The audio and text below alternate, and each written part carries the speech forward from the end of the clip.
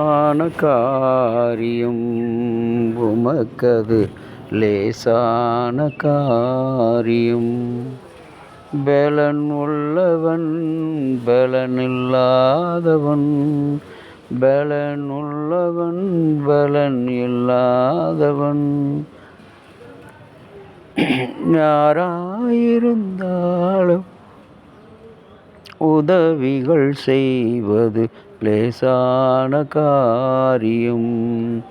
உமக்கது லேசான காரியம்.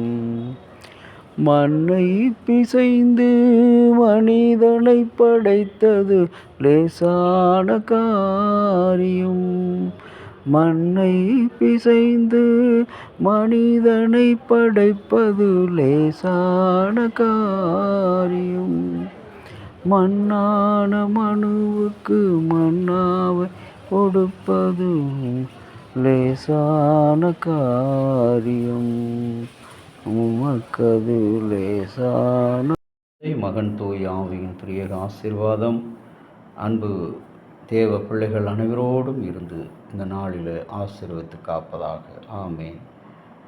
யோசுவாவின் புஸ்தகத்தின் 1ஆம் அதிகாரம் 8வது வசனம். இந்த நியாயப்பிரமாணம் புஸ்தகம் உன் வாயை விட்டு அகல வேண்டாம், எழுதியிருக்கிறவர்களின்படி செய்யலாம்.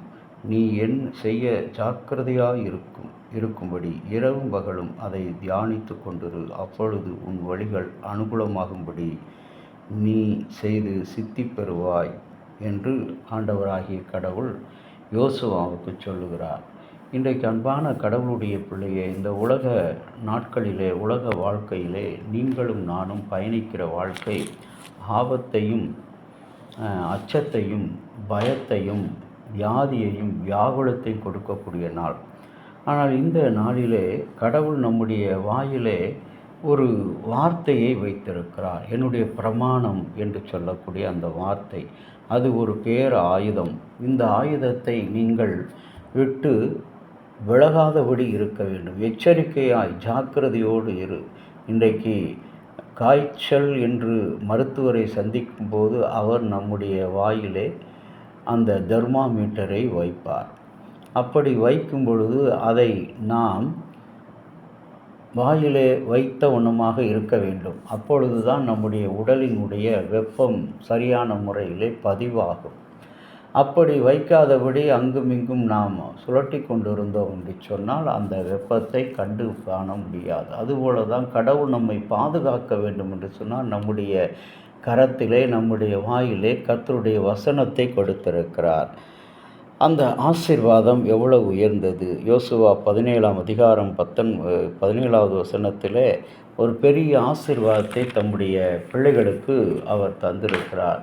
அது என்ன ஆசீர்வாதம் என்று சொன்னால், எப்பிராயீம் புத்திரரை அழைத்து பெருந்தளவு உங்களுக்குள்ளே மகா பராக்கிரமம் உண்டு, உங்களுக்கு ஒரு பங்கு மாத்திரமல்ல, மலை நாடுகளில் உள்ள உங்களுடையதே, காடானாலும் வெட்டி நீங்கள் திருத்தி கொள்ளுங்கள், அதை கடையாந்தரம் மட்டும் அது உங்களுடையதாக இருக்கும். கானானியருக்கு 2 ரதங்கள் இருந்தாலும் அவர்கள் பலமுள்ளவர்களே என்றாலும் நீங்கள் அவர்களை துரத்தி விடுவீர்கள். இன்றைக்கு நமக்கு விரோதமாக எழும்புகிற தீய சக்திகளை நம்முடைய வாயிலே கடவுள் கொடுத்திருக்கிற அவருடைய திருமொழிகள் மூலமாக துரத்த வேண்டும். சங்கீதம் 1:2 பார்க்கும்போது, துன்மார்க்கனுடைய வழியை நாம் நாடாமல் இருக்க நம்முடைய வாயிலே கடவுளுடைய வார்த்தையாகிய அந்த திருமொழி நம்முடைய வாயிலே அது நிலைத்திருக்க வேண்டும்.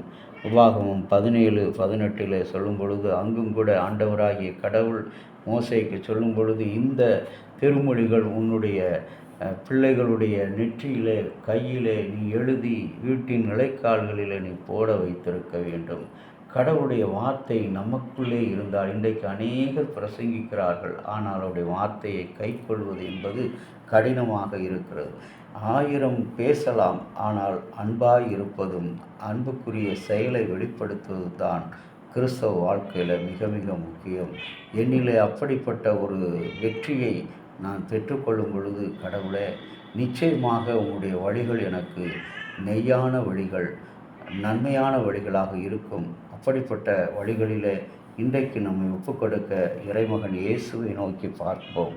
அன்புள்ள ஆண்டவரே, இரக்கமாக நீர் பாராட்டியிருக்கிறோம். உம்முடைய அருளையும் கிருபையும் நினைத்து நன்றி செலுத்துகிறோம். இந்த நாளிலும் கூட ஆண்டவரே, உம்முடைய கிருபையினாலே நாங்கள் புதிய ஒரு திருமொழியை, வாக்குத்தத்தத்தை, ஒரு பேர் ஆயுதம் என்கின்ற ஒரு வாக்குத்தத்தத்தை இறை திட்டத்தின்படி பெற்றிருக்கிறோம். அந்த வாக்குத்தத்தம் எங்கள் வாயை விட்டு விலகாமல் அதை செய்வதற்கு கவனமாக இருக்க எங்களை அழைத்திருக்கிறீர். அந்த வார்த்தையிலே எங்களுடைய திருச்சபையும் இந்த வார்த்தை என்ற கோட்பாட்டிலே அவர்கள் உண்மையும் உத்தமமாக இருக்க ஆண்டவரே, பேராயர், ஆலோசனை சங்கம், செயலர், உறுப்பினர்கள் அனைவரையும், குருமார்களை உம்முடைய கிருபையின் கரம் கொண்டு நீர் ஆசீர்வதித்து திருமொழிகளுக்கு ஏற்றபடி அவர்கள் நடக்க உதவி செய்யும். நாங்களும் உமக்கு ஏற்காத திருட்டு பொய், பொறாமை முதலிய காரியங்களிலிருந்து விலக்கிக் கொள்ள எங்களுக்கு துணை புரிந்தரணும். இயேசு கிறிஸ்துவின் நாமத்தில் வேண்டுகிறோம் நல்ல பிதாவே, ஆமேன். தந்தையாகிய கடவுளின் அன்பும் மைந்தராகிய இயேசுனுடைய அருளும் பரிசுத்த ஆவியினுடைய நல்ல ஒரு பாதுகாப்பு உங்கள் அனைவரோடு கூட இருப்பதாக. ஆமேன்.